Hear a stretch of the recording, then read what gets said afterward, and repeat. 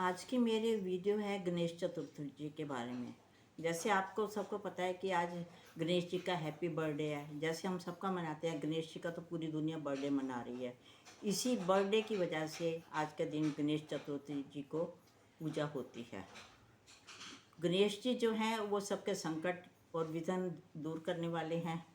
इसके बारे में अलग अलग पुराण है और अलग अलग कथाएं हैं। पर पहले मैं ये बताती हूँ कि गणेश जी को ये हाथी का वो फेस कैसे लगाया गया। एक बार पार्वती जी जो थी वो स्नान कर रही थी और उन्होंने अपने शरीर के मैल से एक छोटा सा पुतला बनाकर दरवाजे के बाहर खड़ा कर दिया और बोला कि आप किसी को अंदर मत आने देना। तो जैसे ही गणेश जी बाहर खड़े हुए थे, माता पार्वती जी स्नान कर रही थी, तो क्या हुआ, शिव जी आ गए। उन्होंने शिव जी को रोकने से मना किया। शिव भोले भंडारी ने सोचा इतनी कौन सी महान आत्मा है कि जो मेरे को रोक रही है। उन्होंने क्या किया, उनकी गर्दन काट दी और अंदर पार्वती जी के पास गए तो उन्होंने पार्वती जी को बताया ऐसे बाहर कोई था, मैंने उसकी गर्दन काट दी। पार्वती जी को बहुत क्रोध आया उन पर। वो बोले कि आपने ऐसा क्यों किया। तो गणेश जी ने शिव जी भोले भंडारी ने क्या किया, देवी देवताओं को बोला कि अब तुम दक्षिण दिशा की जाओ, जो प्राणी आपको सबसे पहले मिले उसकी आप ऊपर का धड़ उतार कर ले आना। जैसे वो गए तो उनको एक हाथी का धड़ मिला, वो लाकर उन्होंने शिव जी भोले भंडारी को दे दिया। भोले भंडारी जी ने क्या किया, गणेश के वहाँ प्राण प्रतीक्षा करके उनके गर्दन शरीर पे लगा दिया और उनकी जो है वो हाथी के जैसी शक्ल हो गई। और उन्होंने साथ में ये भी उनको वरदान दिया कि आज के बाद जो भी कोई शुभ कार्य करेगा, पहले आपकी पूजा होगी कि आप संकट मोचन हैं, विघ्न दूर करने वाले हैं। और जो भी कोई अच्छा कार्य करेगा आपकी पूजा के बाद, तो उनकी बाधा में कोई भी विघ्न नहीं आएगा।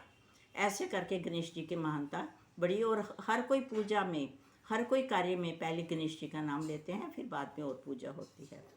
इसके साथ है कि अब ये भी क्वेश्चन है कि इनका विसर्जन क्यों होता है, विसर्जन क्यों किया जाता है।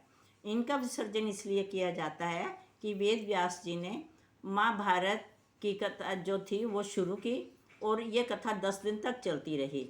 जब ये गणेश जी ने सुनते रहे तो उन्होंने थोड़ी देर के बाद देखा कि गणेश जी बहुत गर्म हो गए हैं। उन्होंने उनकी गर्मी को दूर करने के लिए उनको जल में समर्पित किया और जल से उनका स्नान करवाया, जिससे उनका जो ये गर्म था शरीर महाभारत के बारे में, वो सारा ठंडा पड़ गया। इसलिए उसको विसर्जन करते हैं। लोग जो हैं आजकल हर घर घर में गणेश जी की पूजा करते हैं। यहाँ तक कि लोग इको फ्रेंडली वे में भी एक छोटे से गणेश जी बनाते हैं। जैसे कि मैंने आज ये छोटे से गणेश जी बनाए हैं, आप इनके दर्शन करिएगा। इनकी मैंने पूजा की है, घर में ही इनको रखा है, जो कि बहुत इजी है। थोड़ी सी मिट्टी को लेकर मैंने घर में ये गणेश जी की पूजा की है। ये देखिए, आपको ये नज़र आ रहे हैं। गणेश जी की जय कीजिएगा।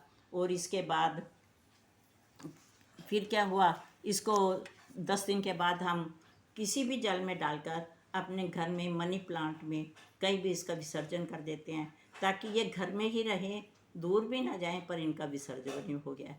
इसलिए गणेश जी जो हैं वो भक्ति देते हैं, शक्ति देते हैं, संकट दूर करते हैं। इसके बारे में अलग अलग पुराणों की अलग अलग कथाएँ हैं। मैं सिर्फ इतना ही बता रही हूँ कि गणेश जी की पूजा बहुत एक हिंदू धर्म के लिए धार्मिक पूजा है।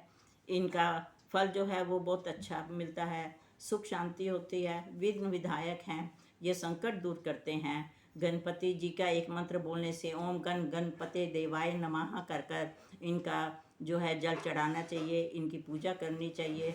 और इनके साथ हमें भक्ति भाव से भजन आरती सब कुछ करना चाहिए।